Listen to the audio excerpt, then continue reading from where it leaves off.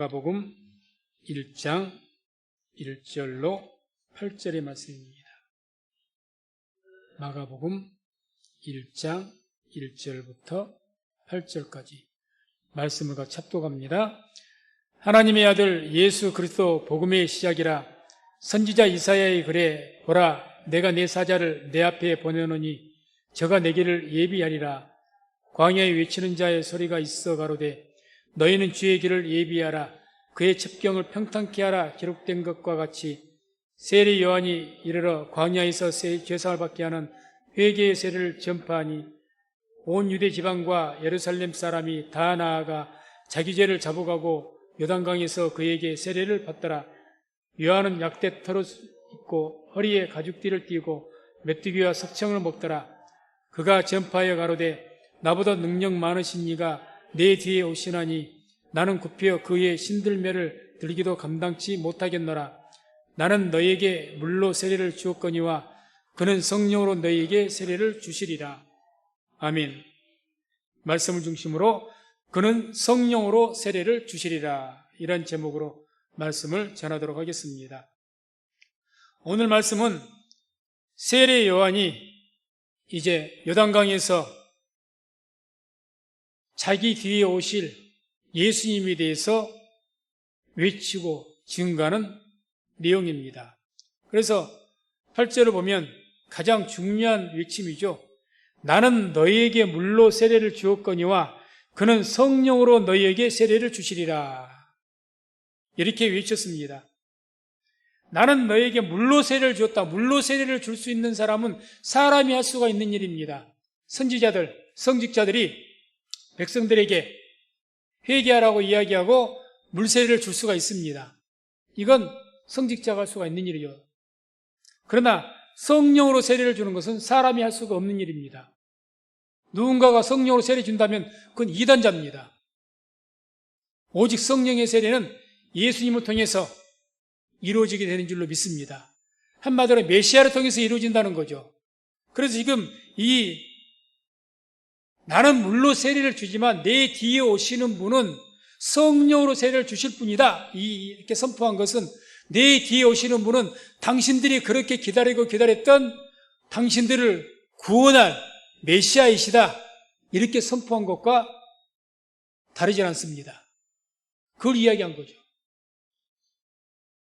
그래서 이와 같이 이 성령 세례를 주어지는 것, 그 주는 것이 곧 우리의 모든 인류를 죄에서 구원하고 또 우리에게 하나님의 감동을 통해서 하나님께 영광 돌리는 그런 일이 되어지는 일인 겁니다.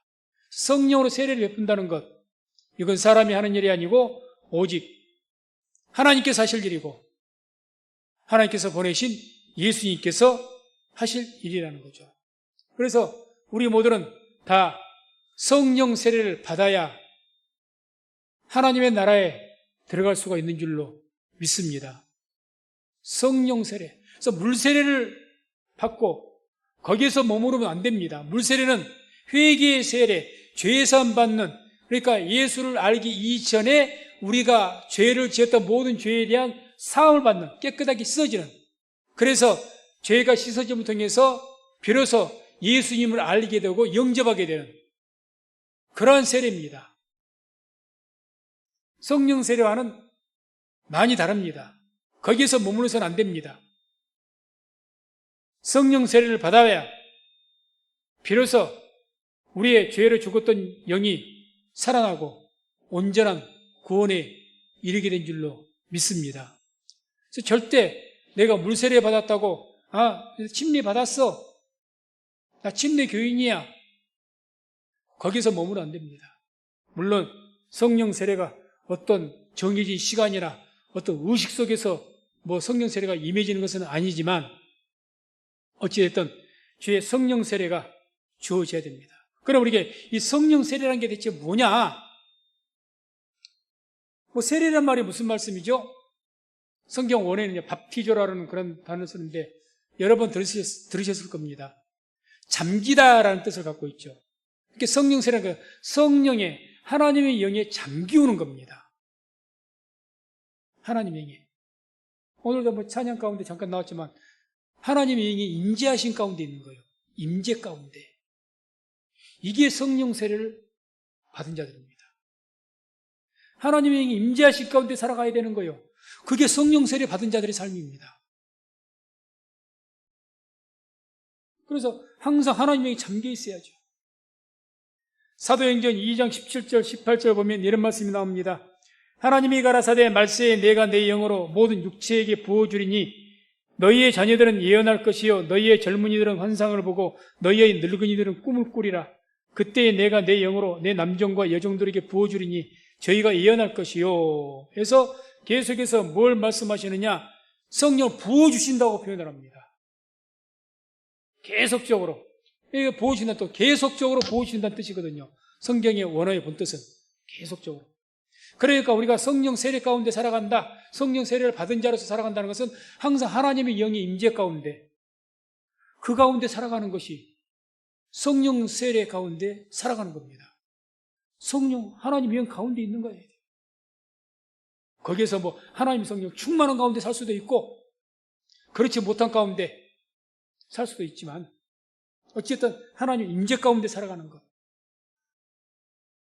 그래서 우리가 이와 같이 성령 세례를 받으면 하나님의 주의 영이 임재 가운데 살아가면 어떤 일들이 있게 되냐?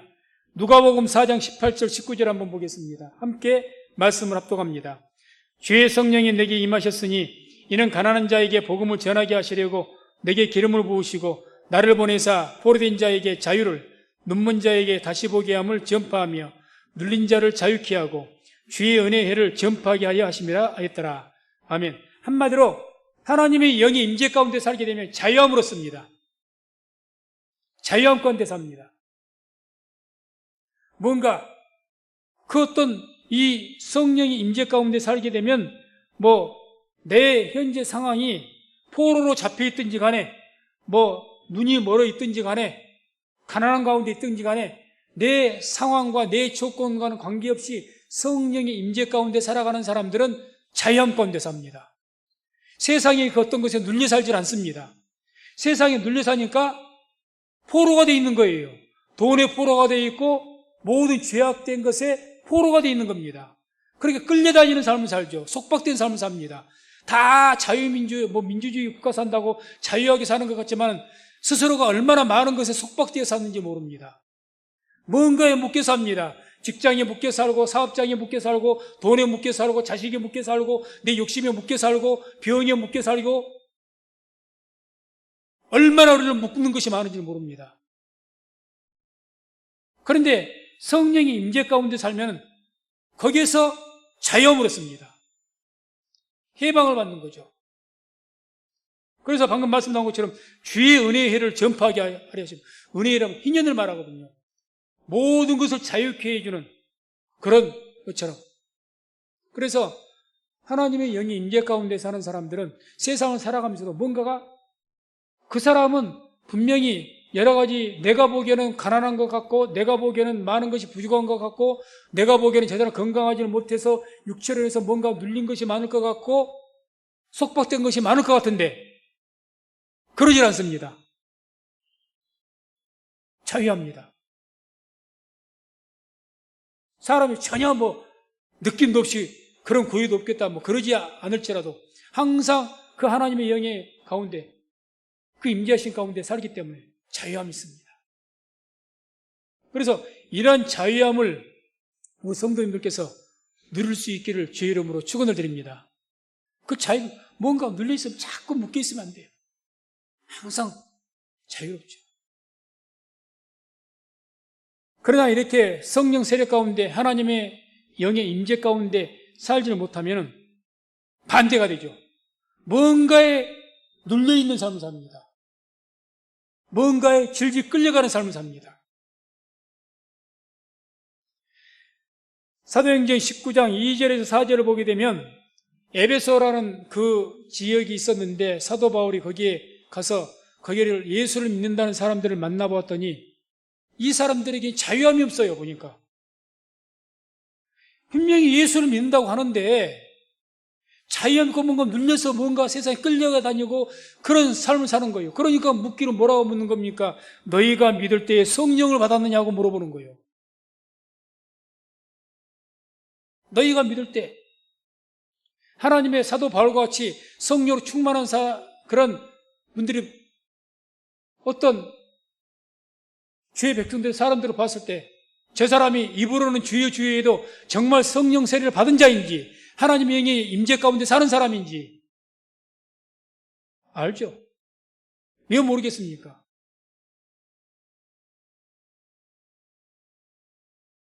저도 가끔 다른 교회를 방문할 때가 있습니다. 그러면 조금 같이 한번 예배를 드려본다든지 그러면 더 잘할 수가 있고 이 교회가 지금 하나님의 영이 임재 가운데 그런 은혜 가운데 있구나. 또는 어떤 사람들하고 특별한 사람 이야기를 하고 또 분위기를 봤을 때 이분이 참 하나님의 영이 임재 가운데 살고 있구나. 알 수 있습니다. 느껴집니다. 느껴져요. 그래서 이렇게 하나님의 영이 임재 가운데 살면은 우리가 항상 영이 자유로워요. 그래서 성경 보면 그런 성령이 임재에 충만한 가운데 사는 분들은 아주 사람들 앞에 기탄 없이 복음을 전하기도 하고 담대하게 나가기도 하고 어떤 질병이나 거기 굴하지 않고 그걸 두려워하지 않고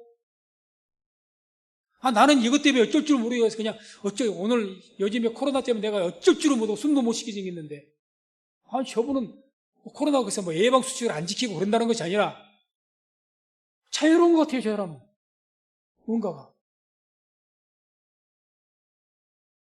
그게 하나님의 성령 세례를 받은 사람들 성령 세례 임재 하나님의 임재 가운데 있는 그런 성도의 모습이죠. 그래서 이렇게 하나님의 영이 임재 가운데 있으면 항상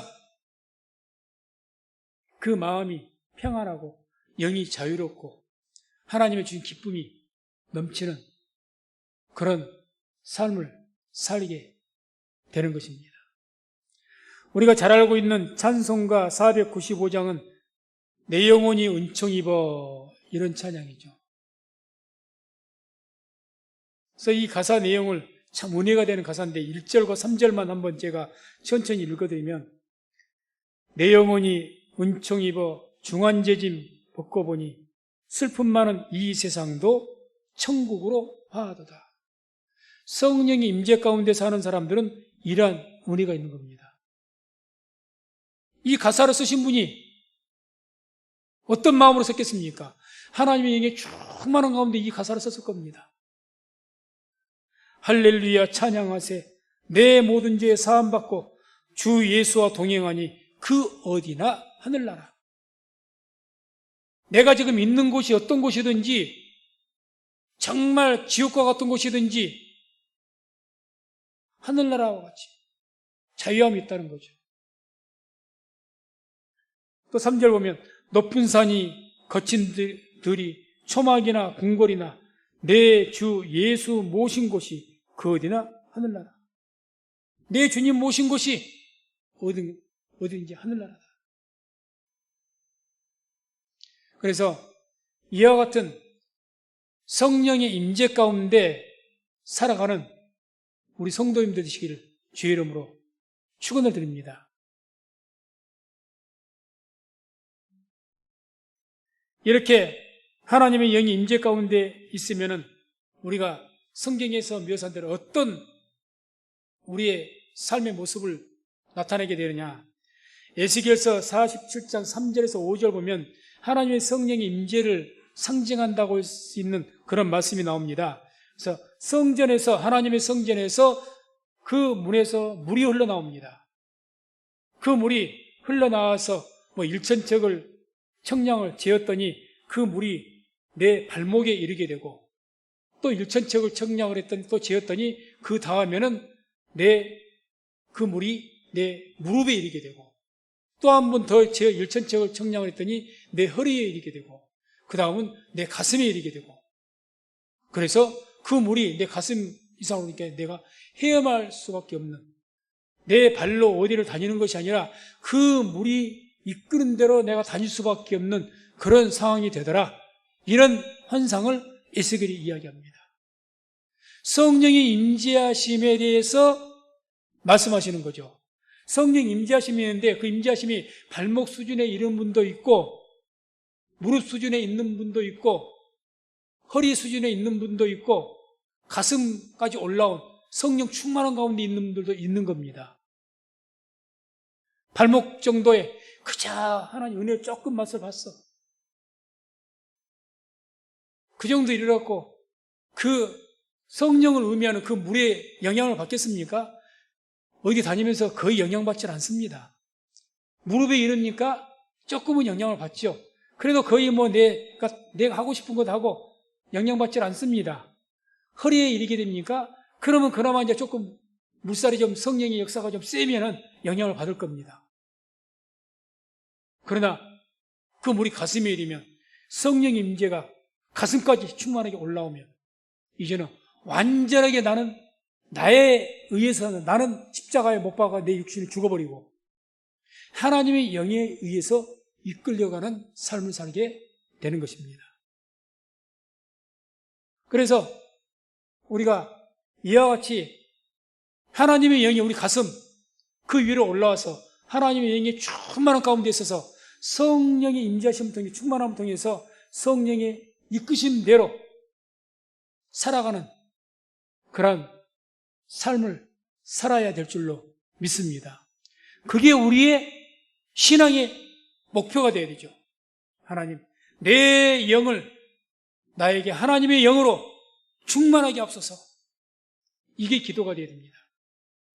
그래서 요한복음 21장 18절을 보게 되면 예수님께서 베드로에게 너는 나를 사랑하느냐고 묻고서 3번을 고백을 받으시고 이 베드로에게 내가 앞으로 이러이러한 삶을 살 것이다 하고 말씀하시는 내용이 있습니다. 그게 21장 18절인데 내가 진실로 진실로 내게 이르노니 젊어서는 내가 스스로 띠뛰고 원하는 곳으로 다녔거니와 늙어서는 내 팔을 벌리리니 남이 내게 띠띠우고 원치 아니하는 곳으로 데려가리라. 젊어서는 언제입니까? 성령의 물이 내 발목이나 무릎 정도밖에 안 차는 거예요. 그러니까 예수님 안 믿는 것 아닙니다. 하나님 안 믿는 것 아닙니다. 그러나 때로는 성령의 감동을 강하게 역사하시면 그 성령의 감동의 느낌 정도는 알고 있어요. 그러나 내 마음대로 다닙니다. 젊어서 내 마음대로 다니는 거예요. 그런데 뭐라고 하면 네가 늙어서는 이거는 이제 육신은 늙었다기보다는 네가 다음에 성령이 임하시고 성령 충만함 받게 되면 그 위의 삶이 두 손발에 묶여서 남이라고 해서 성령을 말하죠. 이끄는 대로 네가 살아가게 될 것이다. 과연 베드로는 마지막의 삶이 그런 성령 충만한 성령이 이끄시는 삶을 산 줄로 믿습니다. 그 삶이죠. 그래서 이렇게 살아가게 되면 이제 우리가 하나님의 영이 임재하심이 있으면 그 사람은 하나님의 영이 이끌림에 따라 살아간 겁니다. 그게 성령 세례를 받은 사람이에요. 나는 성령의 에베소 교회 성도들 말이죠. 난 성령이 있음도 듣지 못했다. 이건 심각한 이야기죠. 오늘날 얘기했는 우리 성도님들께서는 성령이 나는 있음도 듣지 못했다. 그런 분들은 안 계실 겁니다. 설교를 통해서 이미 들었기 때문에. 또 대부분이 어떻게 됩니까? 물세례를 받을 때 또는 그 이후에 또 자기 어떤 특별한 시간에 하나님의 성령에 한 번이라도 감동을 받고 은혜를 입은 적이 있을 겁니다. 비록 그것이 부끄럽게도 발목 수준에 밖에 안 이르러 닿지 어쨌든 하나님의 영이 임재가 있다는 이야기입니다. 어쨌든 이와 같이 우리가 성령의 임재가 있고 그것이 발목 수준에 있는 것이 아니라 우리의 허리와 가슴까지 이르게 돼서 이렇게 충만하게 되면 이제는 성령의 이끌림에 따라서 내가 하고 싶은 대로 사는 것이 아니라는 거죠. 뭔가 하나님의 영에 붙잡혀가고 사는 거죠. 또한 이렇게 성령의 임재 가운데 있게 되면 이제는 요한복음 3장 3절과 5절의 말씀과 같이 거듭나게 된다고 합니다. 거듭난다. 내가 물과 성령으로 나지 아니하. 물은 뭡니까? 세례 요한이 붙은 물세례를 말합니다. 성령을 뭘 말합니까? 예수님께서 우리에게 보내실 성령 세례를 말합니다. 그 물과 성령으로 나야 하나님의 나라에 들어간다. 물과 성령으로. 그러니까 하나님의 영으로 임재하신 가운데 있을 때 비로소 우리가 완전하게 거듭나게 되는 줄로 믿습니다. 새롭게 태어나는 거죠. 옛날에 나의 육신의 죄된 모습은 죽어지고 사람이 달라지는 거예요. 성경에 나온 것처럼 새 사람이 되는 겁니다. 새 사람을 입어라. 그러지 않습니까? 마음이 완전히 변화가 되는 겁니다. 한마디로 좀 더 현실적으로 표현하면 하나님의 성령이 임재하심이 충만한 가운데 있으면 그 사람의 삶의 가치관이 바뀌어버립니다. 자, 누가복음 19장을 보게 되면 거기 8절 9절에 보면 삭개오라는 사람이 나옵니다. 이 삭개오는 그 지역의 세리장, 오늘날 같은 세무서장, 그런데 요즘과 같이 월급만 받는 세무서장이 아니라 이 당시에 이 세리장은 어땠느냐, 자기 백성들에게 로마 군정을 등에 입고 그 세금을 받죠. 많이 세금을 받을수록 자기에게 더 많은 부가 쌓입니다. 그래서 이 세리장은 자기 민족에게 우리나라 같으면 친일파, 매국노, 죄인 중에 대명사였습니다. 상종을 안 합니다. 상종을. 왜? 이 삭개오는 뭐가 최대의 가치관입니까? 돈. 돈만 번다면 너희가 나한테 뭐라고 해도 상관없어. 우리 민족이 나를 매국노라 해도 상관없어. 나를 뭐 죄인이라 그러든지 손가락질하든지 나하고 어울려두지도 않든지 왕따리 상관없어. 돈이 최고입니다. 이게 삭개오였습니다. 삭개오. 예수님 만나고 하나님의 임재, 그 은혜를 받기 이전에. 그런데 예수님 만나고 완전히 이분이 바뀌었습니다. 그게 오늘 내용이에요. 삭개오가 서서 주께 여짜오되 주여 보시옵소서, 내 소유의 절반을 가난한 자들에게 주겠사오며 만일 네 것을 토색한 일이 있으면 4배나 갚겠나이다. 예수께서 이르시되 오늘 구원이 이 집에 이르렀으니 이 사람도 아브라함의 자손이니라. 내 재산을 이제 절반을, 주님께서 너는 죄인이니까 죄사함 받으려면 네 재산 내놔 이렇게 말씀하신 것이 아닙니다. 너 헌금해야지 죄사함 받지, 안 그러면 안 돼. 너 그동안 못된 일 많이 했으니까 이웃들에게 나눠주고 그래야 네가 죄사함 받지, 안 그러면 안 돼. 그렇게 말씀하신 적 없습니다. 하나님의 임재가 있고 은혜가 있으니 스스로가 이렇게 이야기합니다. 이 말은 무슨 말입니까? 이제 가치관이 뭘로 바뀌었다는 겁니까? 돈이 아니라는 거죠. 이게 돈이 전부가 아니구나. 돈이 전부가 아니구나. 적어도 이분은 이제 사람이 바뀐 겁니다. 바뀐 거죠. 그래서 우리가 성령 세례를 반드시 받아야 되고, 스스로가 내가 성령 세례를 못 받은 것 같다. 기도하십시오. 하나님, 제게 성령 세례 체험하게 달라. 그래서 내가 항상 하나님의 영이 임재하신 가운데 살게 달라고 기도하시기 바랍니다. 특히 오늘날 우리가 살아가면서 성령 임재하신 가운데 살지 않으면 신앙 지키기가 힘듭니다. 힘들어요. 그래서 우리 모든 성도님들 항상 하나님의 영이 임재하신 가운데 살아가는, 더 나아가서 충만한 가운데 살아가시기를 주의 이름으로 축원을 드립니다. 그럼 결과적으로 이제 이 성령이 임재하신 가운데 우리가 있으려면 더 나아가 하나님의 성령의 충만한 가운데 우리가 살아가기 위해서는 어떻게 해야 될 것인가? 사도행전 1장 4절과 5절을 보면 그 답을 알 수가 있습니다. 함께 말씀을 합독합니다. 사도와 같이 모이사 저희에게 분부하여 가라사대 예루살렘을 떠나지 말고 내게 들은 바 아버지의 약속하신 것을 기다리라.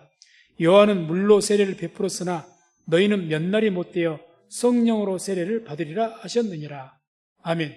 예수님께서 승천하시기 직전에 하신 말씀이죠. 여기에서 너희가 성령 세례를 받으려면 이렇게 하라 말씀을 분명히 하십니다. 두 가지로 말씀합니다. 첫째는 너희가 예루살렘을 떠나지 말아라. 예루살렘. 아니, 내가 지금 성령 세례는 받았다고 생각을 하지만 성령 충만하지 못하고 더 이렇게 더 충만하고 싶은데, 그 하나님의 영의 충만 임재 가운데 살고 싶은데,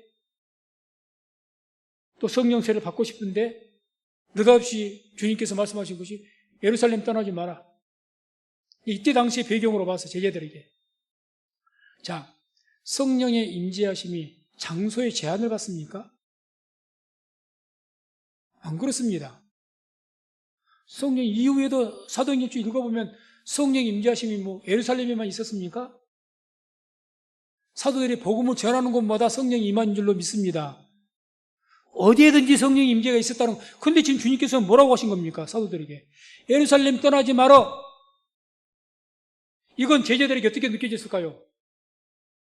제자들도 알아요. 하나님의 영이 임하신 곳은 구약시대에 이미 요엘서를 통해서 하나님의 영이 임재하신 말할 때 누구든지 주의 이름을 부르는 자들은 어디서든지 하나님의 영이 임했습니다. 이미 자기들의 조상들을 통해서 알고 있어요.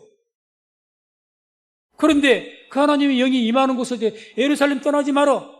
그럼 이런 반문이 딱 생기죠. 주님, 아니 하나님의 영이 묻고 예루살렘에만 임한답니까? 더군다나 예루살렘은 지금 어떤 곳입니까? 예수 믿는 자들을 잡기 위해서 군사들이 눈에 불을 켜고 지금 찾고 다니고 있지 않습니까? 거기에다가 마가다락방은 가장 또 위험한 곳이 될 수가 있죠. 그런데 여기를 떠나지 말아니요. 아니 우리가 베들레헴에 있으면 어떻고, 아니 주님의 고향인 나사렛에 우리가 있으면 어떻습니까? 좀 피해 있으면, 아니 정 핍박이 심하면 좀 일단은 몸을 숨기기 위해서 저 먼 이방 땅이라도 좀 숨어 있으면 어떻겠습니까? 그곳에는 성령님이 임하지 못하십니까? 이런 마음을 가질 수가 있는 거죠. 이게 말이 안 맞는 거죠. 현실적으로 맞나 안 맞아요. 중요한 것은 그분들이 예수님 말씀 그대로 따라서 어떻게 했습니까? 마가다락방에 모였잖아요. 마가다락방에. 우리가 아는 대로 성령의 충만한 역사 일어났습니다. 중요한 게 뭐냐? 다시 한번 성령의 임재, 성령의 충만한 역사가 일어나기 위해서는 하나님의 말씀대로 순종하는 것이 중요합니다.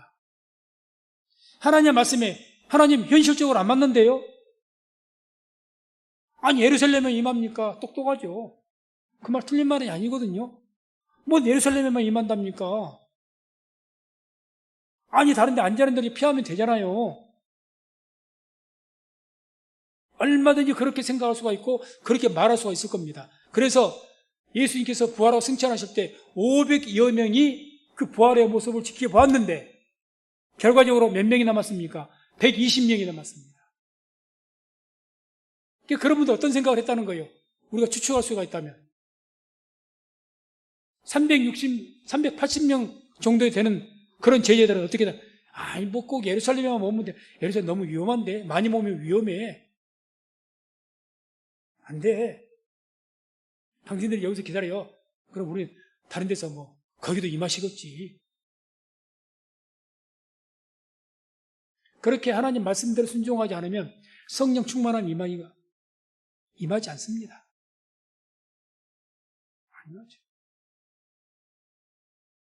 그래서 우리 성도님들 성령 충만한 받기를 원하십니까?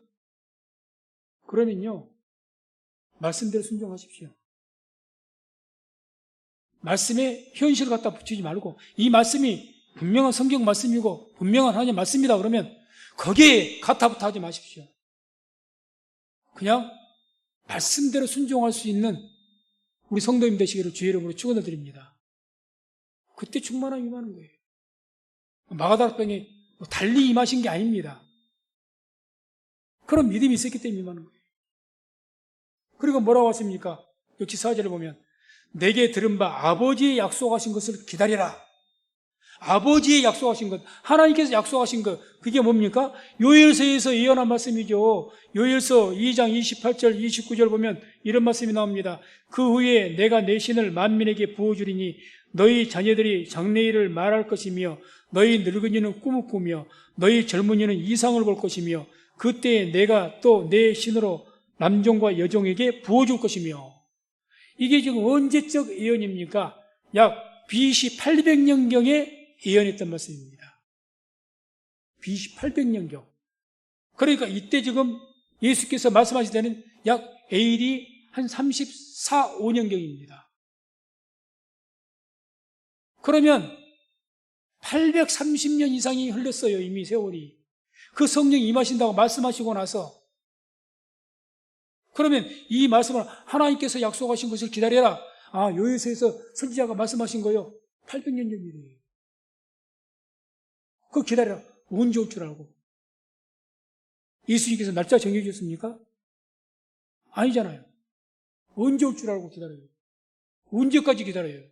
뭐 날짜와 기간을 정해줘야 기다리든지 말든지 하죠. 아무것도 말씀 안 하셨습니다. 그런데 기다리라고 합니다. 그런데 이 마가다락방에서 모였던 120명의 그 제자들은 그 말씀대로 순종해서 기다렸습니다. 왜 이들에게 이와 같이 인류 역사를 바꿔버리는 성령의 오순절날 성령의 역사를, 그 역사를 현장에서 체험하고 받게 되었을까요?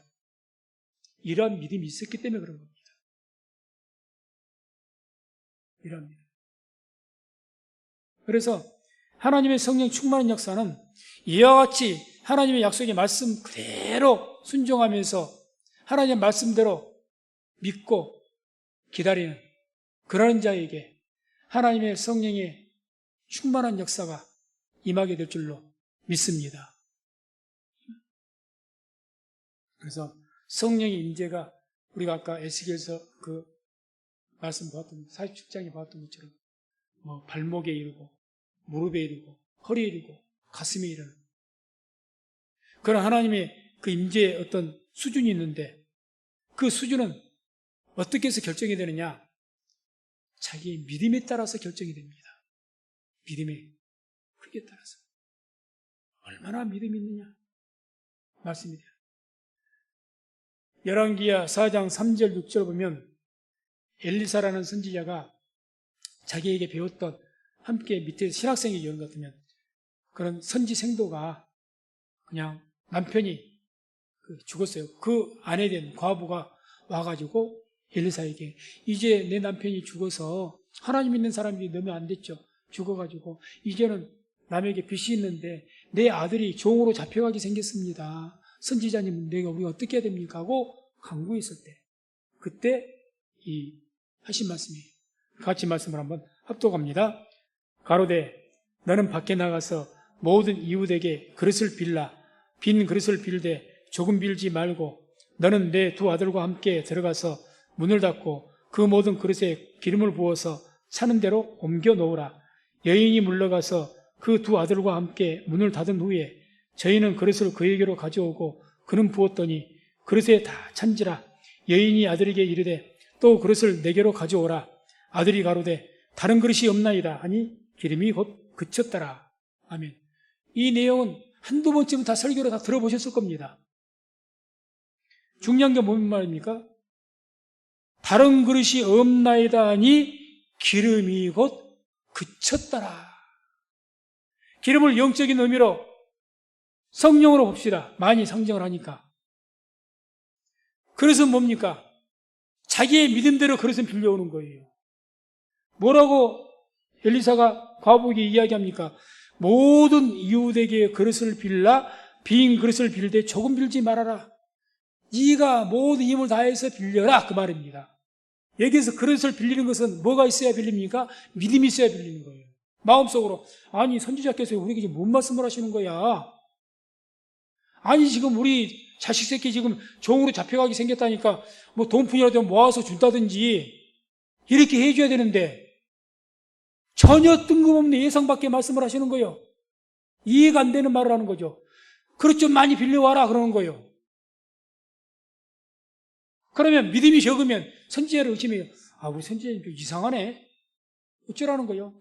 참 선지자님이니까 또 말을 전혀 순종하지 않을 수는 없고 가서 알아서 옆집에 가서 몇 개 빌려와라.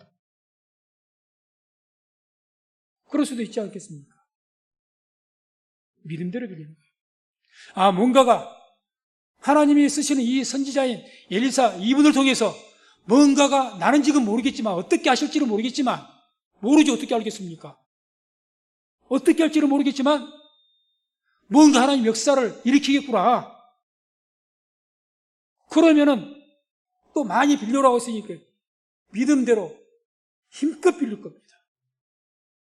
동네방네 돌아다니면서 이웃 동네까지 갈 거예요. 믿음 없는 사람 안 그러죠. 흉내만 내다 맙니다. 우리가 기도도 마찬가지죠. 믿음이 있는 사람인 만큼 믿음을 기도로 쉬지 않고 합니다. 믿음이 적으니까 기도를 하다 말아요. 안 합니다. 믿음이 있는 만큼 기도를 열심히 하죠. 쉬지 않고 합니다. 그리고 그릇이 없나이다니까 딱 그 믿음만큼 기름이 부어지고 그 다음 딱 그쳐져 버린 겁니다. 믿음의 그릇만큼 기름을 채워주는 겁니다. 우리의 믿음만큼 성령의 충만함이 임합니다. 믿음의 그릇을 키우시기 바랍니다. 키워야 됩니다. 자꾸 하나님 말씀 통해서 우리의 믿음은 들으면서 나며 들으면 그리스도의 말씀으로 말미암습니다. 계속만 믿음을 키워야죠. 그래서 믿음이 크면 클수록 하나님의 성령의 임재하심이 크게 임하게 될 줄로 믿습니다. 그래서 말씀 믿습니다. 우리가 큰 믿음을 가지고 그런 믿음의 삶을 우리가 살아갈 때 그런 믿음에 따라서 하나님의 성령의 임재하심도 있게 되는 겁니다. 큰 믿음을 가져서 말씀대로 믿는 믿음을 가져서 항상 하나님의 영이 충만한 가운데 하나님에게 붙잡혀서 완전한 자유 가운데 자유함 가운데 살아가는 우리 모든 성도님들 다 되시기를 주의 이름으로 축원을 드립니다.